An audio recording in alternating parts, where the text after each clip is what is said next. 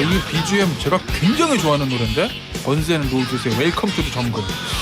자, 이 웰컴 투 더 정글이니까 이제 저 여야 이에 강력한 싸움이 있어야 되는 판인데 그런데 문자는요 라이언님 점자는 두 분 환영합니다 하셨어요.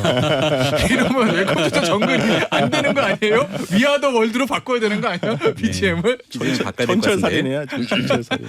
자, 김병민의 민, 설주환의 설, 민심을 향한 여야의 치열한 설전, 민심 설전. 두 분 인사드립니다. 김병민 국민의힘 최고위원, 설주환 더불어민주당 법률위 부위원장입니다. 안녕하세요. 예, 안녕하세요. 예, 안녕하세요. 이제 마음에 드세요? 민심 설전? 네, 네, 좋습니다. 네. 네. 저희가 보니까 이 특별한 이벤트가 없으면 특별한 이벤트라고 하면 주말에 큰 뭐 일이 있다든지 뭐 이런 거 아니면 저희가 이제 월요일에 2부에 민심 설전 요 코너를 제가 만들었는데 BGM도 마음에 드세요? 웰컴 투 더 정글? 좋습니다. 오늘 전체적으로 정치쇼 이렇게 쭉 네. 들으면서 왔는데 네. 제일 처음에 뉴스 언더 블락도 마찬가지고 제가 어렸을 때 많이 듣던 음악들이어가지고 네. 네, 친근했습니다. 아, 웰컴 투 더 정글. 준비된 패널이네요. 김태현의 정치쇼를 들으면서 왔더니 안 들으셨어요? 그러면? 제가 조금 들었습니다. 조금? 전해처럼 나오는. 네. 김병민이 형 그러면 안 되는 거 아닙니까? 아니 다른 데도 뭐 하나 좀 들으면서 와야 돼서 돌려드리면서 왔습니다. 알겠습니다. 자, 우리 이제 그 용산역에 있는 잼버리 학생들 봤다는 목격 때문에 올라오고 있는데 이 잼버리 얘기 좀 해볼게요. 네. 이 감사원이 이번 주에 잼버리 파행 관련해서 감사 착수한다고 그러잖아요. 김최고. 예. 그러면은 감사원은 감사 들어가는 거예요? 네. 야당에서는 국정조사 요구하고 있잖아요. 국정조사는 여당 입장에서 절대 못 받겠다. 이건 야당은 시종일관 뭐만 있으면 국정조사를 하자고 합니다. 그러니까 양치기 소년처럼 이게 뭐가 정말 중요할 때 국정조사를 하자고 해서 거기에 대한 성과를 내야 되는데 그동안 국정조사를 하자고 얘기해서 제대로 난 국정조사가 있는지 또 그 국정조사를 통해서 애당초에 목적이 달성된 적이 있는지를 한번 고민해 볼 필요가 있고요. 네. 시기적으로 이제 9월 되면 정기국회 가서 국정감사 하잖아요. 그러니까 국정감사에서 흑묘 백묘처럼 아니 고양이 색깔이 뭐가 중요합니까? 쥐를 잘 잡고 결과물을 만들어내는 게 중요한데 제가 제일 걱정되고 우려되는 건 한 2달 정도만 지나고 나면 대한민국 정치권이 잼버리 얘기하는 사람 없을걸요. 그러니까 정말 중요한 이 사건의 문제가 불거졌기 때문에 백서를 남길 정도로 정말 철저하게 따져묻는 게 중요하지. 지금 막 국정조사하자 막 뭐 니 탓이다 이렇게 얘기하는 분들이 2달 뒤에도 그 얘기를 하고 있는지 꼭 좀 지켜보길 바랍니다. 자, 그러면 야당 입장에서는 국정조사 요구하는 건데 감사원 감사는 못 믿겠다 이런 아니, 입장이 깔려 있는 건가요? 저는 감사원 감사가 이제까지 너무 편향적이었다. 원래 그 헌법상 독립기구잖아요. 정치적 중립성을 지켜야 되는데 특히나 유병호 사무총장을 의시해서 너무나 정치적인 감사를 해왔다라는 것이에요. 그런 점에서 감사원 스스로 어떤 신뢰를 저는 떨쳤다고 생각을 하기 때문에 당연히 민주당 입장에서는 감사원의 감사 글쎄요. 그 신빙성이 있을까요? 저는 뭐 분명히 제가 감사원의 감사는 어찌 보면 예산의 집행이라든지 아니면 직무감찰이라든지 여기에 한정될 수밖에 없는데 그런 것들은 대다수가 실행자들에 대한 감사밖에 없어요. 근데 지금 뭐가 문제예요? 조직위원회를 하고 있는 문체부 장관, 행안부 장관, 가장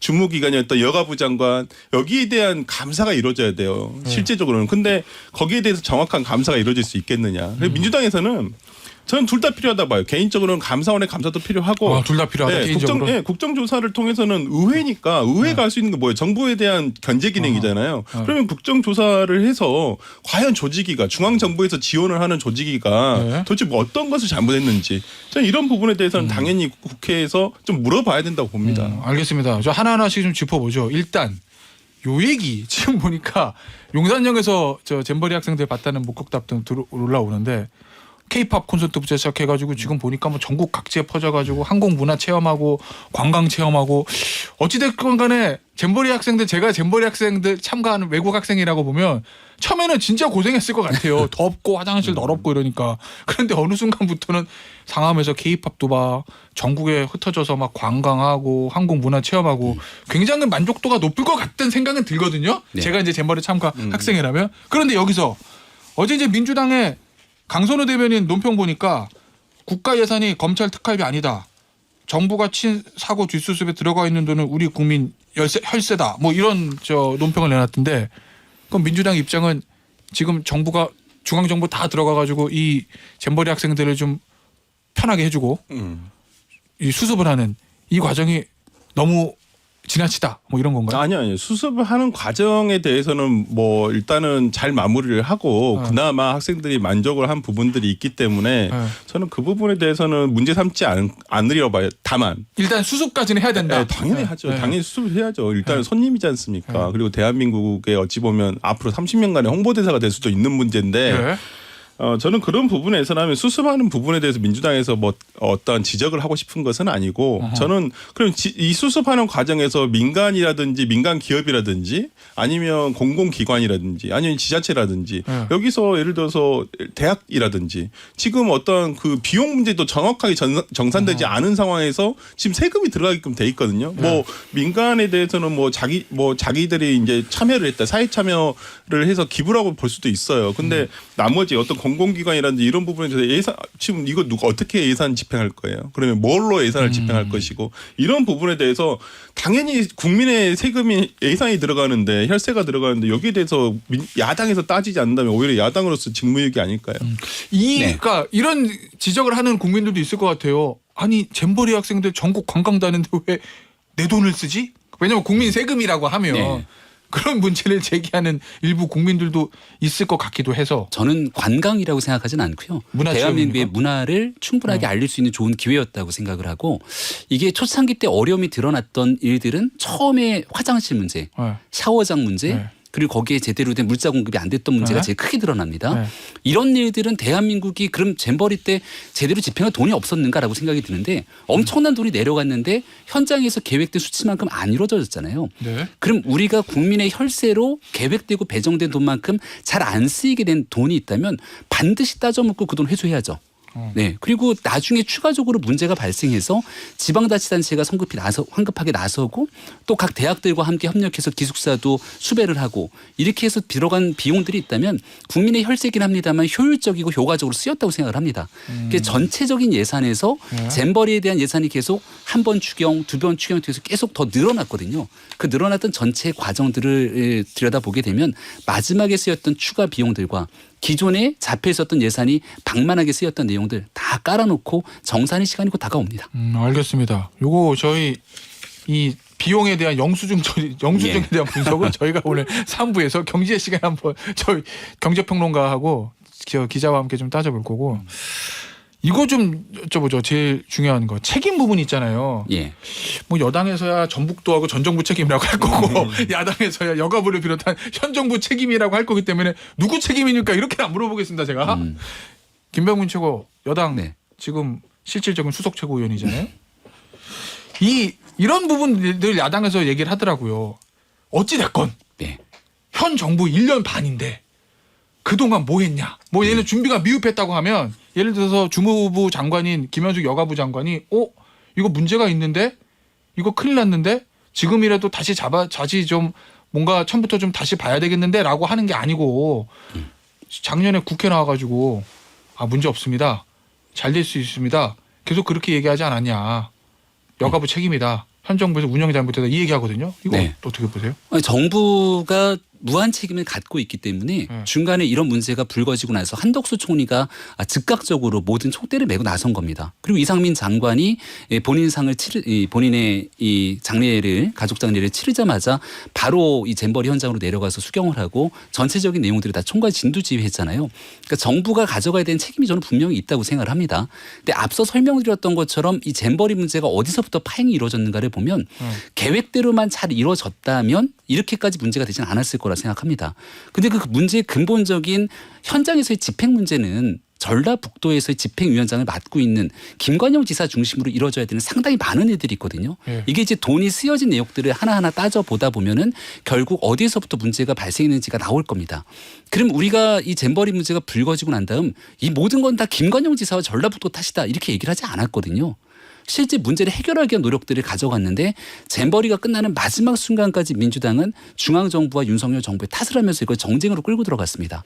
그래서 이제 정쟁으로 끌고 들어가지 말고 잼버리를 잘 마무리 짓자고 읍소를 했지만 그게 잘 안 됐고 끝나고 나서 이제 책임의 시간이 돌아온다고 하니 그 책임에 대해서 명확하게 문제가 드러난 지점들이 어디고 거기에 대한 내용들을 실제 책임을 질 사람들이 있으면 반드시 책임을 져야겠죠. 이걸 회피할 생각 추호도 없습니다. 자 그러면 예를 들면 김현숙 여가부 장관의 예. 경질이라든지 예를 들면 또는 여가부의 뭐 여가부 폐지 어차피 대통령의 저 공약이니까 여가부의 어떤 축소라든지 제재라든지 그런 게 뒤따를 수도 있습니까? 제가 얼마 전 한 언론 기사였던 것 같은데 이제 익명을 전제로 여가부 장관에 대한 해임을 건의할 수 있다 뭐 이런 기사가 나왔더라고요. 그러니까 최근에 민주당이 하는 얘기를 보니까 여가부 장관은 어차피 됐고 어차피 없어질 조직 아니냐 한덕수 총리 해임해라 이런 방식의 주장들을 민주당이 하고 있습니다. 그러니까 지금 특정한 정부 누군가의 책임을 얘기하는 순간 결국 이걸 갖고 다시금 정쟁의 장으로 끌어들이는 게 민주당의 모습이거든요.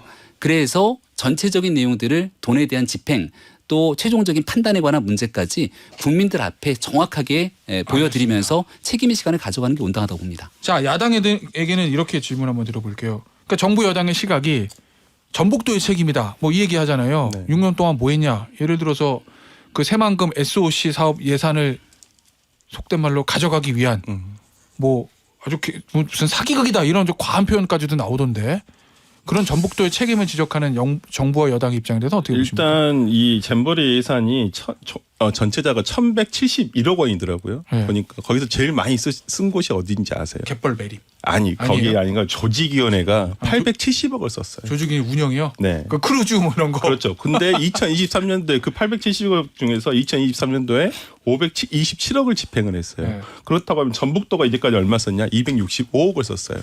부안군은 36억을 사용했어요. 총 1,171억에서. 근데 이거에 대해서 지금 책임이 어딨냐? 그럼 조직위에서는 제일 많은 예산을 집행한 곳이 제일 많이 사용했어요. 근데 조직위에서 가장 주무부처가 여가부예요. 그리고 모든 잼버리의 예산은 누구의 승인이 있어야 되냐? 여가부 장관의 승인이 있어야 돼요. 그러면 이 돈을 가장 쓰는데 제일 많이 집행을 한 것도 조직위원회고, 그 다음에 거기서 2023년도에 그 중에 절반 이상을 사용했고. 그렇다고 한다면 지금 여가부 장관에 대해서 책임을 물어야 되는 부분도 있고 저는 전북도가 뭐 새만금 대회를 유치하면서 뭐 어떤 SOC 사업을 그래 뭐 우리 도로로도 하나 더 놓고 다 이런 거 해요. 근데 제가 예를 한번 들어볼게요. 2012년도에 여수 엑스포 대회가 있었어요. 여수 엑스포 대회도 그때 그 이명박 대통령 때 아마 실행이 된 걸로 알고 있는데 엑스포하면서 여수가 많이 발전했죠. 그럼요. 그때 아시다시피 지금 여수 밤바다 정말 여수 많이 가시잖아요. 그때도 익산에서부터 여수까지 올린 도로가 없었어요. 예전에는 광주를 거쳐서 여수로 가가지고 시간이 굉장히 오래 걸렸었는데 지금은 익산에서 여수까지 순천 여수로 이어지는 고속도로가 나아졌거든요. 그러니까 이건 어차피 지방에서 어떠한 대회나 이런 그 행사를 개최함으로써 사람들이 많이 가게끔 해야 되기 때문에 SOC가 갈 수밖에 없는 거예요. 새만금도 전북도 아마 저는 그런 것도 고려를 했을 거라 생각을 해요. 그러니까 새만금을 어떻게든 어찌 보면 정말 노태우 대통령 때부터 시작된 새만금 사업을 이 새만금을 어떻게든 살려야 되는데 이런 거라도 해서 이런 국제 행사라도 해서 사람들이 많이 오게 되면 도로라도 하나 더 깔리고 그러면 그 행사가 끝난 다음에 외국인뿐만 아니라 내국인들도 편하게 갈 수 있도록 하겠다는 보관이 있을 거라 생각을 합니다. 알겠습니다. 자, 이 얘기는 우리 다뤄볼 주제가 많아서 여기서 마무리하고요. 요거 좀 얘기해 보죠. 우리 저 서초동 가기 전에 여의도 일단 들렸다가 서초동 가겠습니다. 자, 여의도 이슈. 김태우 전 강서구청장 모르겠습니다. 이제 내일 8.15 특사니까 대통령이 이제 아직 사인을 했는지 안 했는지 모르겠습니다만 사면 될 거라고들 많이 예측을 하고 있잖아요. 네. 그럼 사면 되면 거기서 끝이 아니라 강서구청장 보궐선거 있잖아요. 자, 국민의힘 지도부 공천합니까? 저는 저 김태우 전 구청장으로? 사면 결정을 봐야겠습니다만 사면과 선거는 별개라고 생각을 합니다. 그러니까 애당초부터 김태우 구청장 전 구청장에 대해서 사면이 필요하다 이렇게 서울 지역에 있는 많은 구청장들이 탄원서를 내기도 했고요. 그리고 공익제보자 신분으로 얘기했던 많은 일들 속에서 결국 김태우 당시 수사관이 얘기했던 일들이 다 하나둘씩 진실로 드러났잖아요. 근데 이런 게 유죄 판단이 돼서 범죄자가 돼버리는 순간 대한민국의 중요한 진실을 어느 누가 고백하겠냐라고 하는 문제 제기가 있어서 만약 광복절 특사에 들어가게 된다면 여기에 대한 공익제보자 신분으로서 했던 행동들에 대한 사면 결정, 대통령 고유의 권한을 활용하는 것이지 이것이 즉각적으로 보궐선거랑 연결되지는 않는다고 생각합니다. 공천한다고 하면은 반대하시겠습니까? 찬성하시겠습니까? 그거는 복합적인 판단이 필요한 영역일 것이고 또 지금 말씀 주시는 건 김태우 전 구청장에 대한 공천을 말씀 주시는 건데 우리 당은 선거에 있어서 특정 인물을 중심으로 공천을 고민하지는 않습니다. 그러니까 예를 들어서 전력 공천 하잖아요, 가끔. 전략 공천을 할 수도 있죠. 여러 가지 네. 경쟁력들을 바탕으로 보건대. 근데 지금 그런 내용들을 얘기하는 건 좀 너무 앞서간 일들이라고 생각하고 보궐선거가 이제 10월 달에 열리게 되는데 이걸 위해서 또 준비하고 있는 분들도 있을 거고 또 우리 귀책 사유에 따라서 여러 가지 고민이 필요하다는 주장을 하시는 분들도 있습니다. 그리고 복합적인 내용들이 남아져 있어서 지금 이 사면에 대한 문제를 곧장 공천까지 연결짓기는 무리가 있다고 생각합니다. 하나만 더 여쭤볼게요. 자, 그러면 사면 됐어요? 가정이 아니 1번. 자, 강서구청 1번 무공천, 2번 김태호 전 국청장 전략공천, 3번 경선. 글쎄요. 잘 어느 걸 모르겠는데 선호하십니까, 김병문 최고위원? 생각이 좀 필요한 지점이 있다고 봅니다. 왜냐하면 그리고 제가 그 앞서 말씀 주신 것처럼 지금 그 수석 최고위원의 역할을 하고 있는 상태에서 여기서 말 한마디를 잘못했다가 또 전체적인 선거에 대한 이 전략이라든지 이 조정 과정들이 흐트러질 수 있기 때문에 일단은 진짜로 사면이 되는지를 봐야 되고요. 사면 이후에 어떤 방식으로 일정이 전개되는지 좀 확인하겠습니다. 자, 우리 저 설주환 네. 법률위 부위원장에게는 그러니까 확실히 이거 여쭤볼게요. 시간이 없어서 다른 거. 네. 이재명 민주당 대표가 재판 대답하기 좋은 건 잘 안 물어봅니다. 저는 대답하기 편하신 건 안 물어봐요. 이재명 대표 재판 얘기는 김병민 최고한테 안 물어볼 거예요. 네네네. 이재명 저 대표가 재판 나와가지고 저 김문기 전 처장 아느냐 모르냐 관련해가지고 물어봤더니 안면 인식 장애가 있습니다. 뭐 이런 식의 대답을 했거든요. 그 변호사시잖아요. 이거 어떻게 보십니까? 아니, 그러니까 진짜로 그런 증상이 있다는 얘기는 아닐 것이라고 저는 생각을 해요. 아, 그래요? 예. 아니 그러면 그럼 거짓말한 거예요, 그럼? 진단서를 냈었어요. 그러니까 아마 안면 인식 장애가 있다라고 말을 들을 만큼 사람 얼굴들을 잘 기억하지 못한다. 그런 취지인 거다. 네, 그런 것이지. 실제 안면 인식 장애는 없으시겠죠. 저도 뭐 있으면 진단서를 냈을 거다. 네, 진단서 냈겠죠, 당연히. 아니 변호사 입장에서 그러면 내가 의뢰인이 그런 게 있다고 하면 당연히 그러면 발급 받아가지고 그렇지. 내야 되는 거잖아요, 증거로서. 그렇지, 그 중요하죠. 유리한 증거니까. 근데 그만큼 많은 사람들을 만나기 때문에 많은 사람들의 얼굴을 다 기억하지 못한다라는 어느 그 정도의 얘기가 아닐까라는 생각합니다. 검찰이 영장 칠 거로 보세요? 쳐야 된다. 그러니까 당위가 아니라 현실적으로 당위 측면. 변호사로서만 얘기 드리면 그냥 사건을 봤을 때는 영장을 목표로 달려가고 있다라고 생각을 해요. 검찰의 수사가 정말 저는 이걸 그냥 단순 사법적인 수사라고 생각하지는 않는데 굉장히 정치적인 수사라고 생각하는데 그 정치적 수사의 끝은 어떻게든 영장을 치겠다라는 그런 목표를 가지고 하는 것은 아닌가라는 생각합니다. 영장이 오면은 이재명 대표는 어떻게 대응할 거로 보시나요? 뭐 본인이 불체포 특권 포기한다고 얘기했기 때문에 저는 회기 중이더라도 뭐 8월 달이면 임시를 쪼개서라도 저는 출석할 거라고 보고요. 저는 만약에 정기회 때 한다고 한다면 민주당 의원들에게 오히려 가결을 독려해 주지 않을까. 아니면 그냥 맡기거나 저는 아니면 뭐 당론으로라도 이 부분에 대해서는 오히려 이재명 대표를 믿고 신뢰를 하는 것이 맞지 않나. 민주당에서도 그게 맞다 봅니다.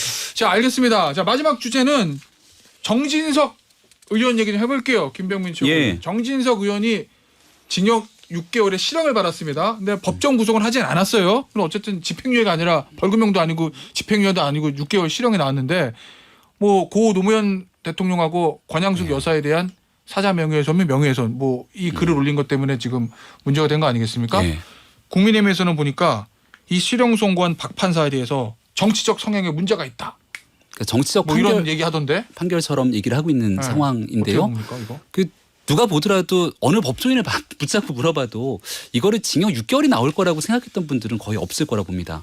이 판결 보면서 가장 떨고 있는 사람 민주당의 김의겸 의원이 아닐까 싶은데요. 왜요? 이런 방식이면 청담동 술자리 얘기했던 가짜뉴스, 명예훼손 이런 사람들은 도대체 어느 정도의 형량으로 선고가 돼야 됩니까?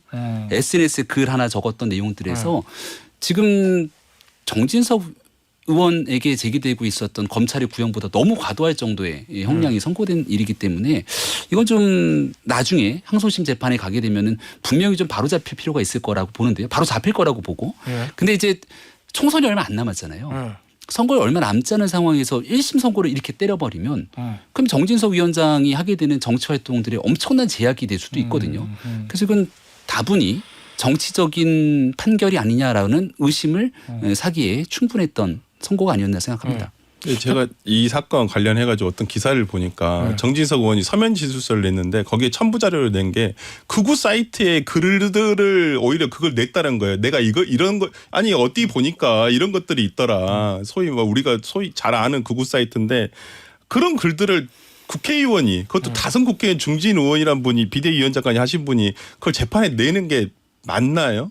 일반 신문도 아니고 일반 언론사 신문도 아니고. 근데 마지막에 또 사과했다고 그러던데. 예? 아니 사과를 뭐 했을 수는 있겠는데 그것이 뭐 피해자들에게 유가족들에게 그게 흡족을 해야 사과가 되는 것이고 저는 오히려 말에 책임을 졌나요? 저는 여야가 이건 그냥 가볍게 넘어갈 문제는 아니라고 봐요. 뭐 김의겸 의원 저는 그런 부분에 있어서 사법 판단을 받아야 된다고 봐요. 네. 근데 정진석 의원 정도 되시는 분이 노무현 전 대통령에 대해서 이렇게 얘기하시면 안 되잖아요. 그러니까 자기가 확인할 수도 없는 내용인데 그냥 정치적인 비판은 할 수 있다고 봐요. 정치인이니까. 네. 근데 어떤 사생활을 가지고 본인이 본 것도 아니고 들은 것도 어디서 들으셨는지도 출처도 불분명한 거에 대해서 이렇게 오히려 공공연하게 얘기를 하시는 것들이 저는 시간이 오래돼서 봐줘야 된다? 이래서는 안 된다고 봐요. 자, 그럼 이 형량이 적당하다? 저는 약하다고 봐요. 오히려. 약하다? 네. 오, 그럼 김의겸 의원 같은 경우는 아까 저 김병민 최고 얘기했던 민주당 의원들 더 세게 나와도 민주당 의원이고 국민의힘 의원이고 문제가 아니에요. 이것은. 이건 정파를 뛰어넘어서 정치인들이 말을 함부로 하거나 잘못되거나 상대방을 말로서 죽일 수도 있다고 생각을 해야 돼요. 네, 그렇기 때문에 저는 이런 부분에 명예훼손에 대해서 무조건 이렇게 뭐 벌금형으로 나 가벼울 거야 이렇게 해서 함부로 해서는 안 된다고 봐요. 알겠습니다. 그 정도의 인식이면 동의합니다. 그 정도 인식이면 네네. 아니, 왜냐하면 네. 장경태 최고위원부터 시작돼서 줄줄이 걸려 있거든요. 야, 지금 떨고 있는 분들 많으시겠는데.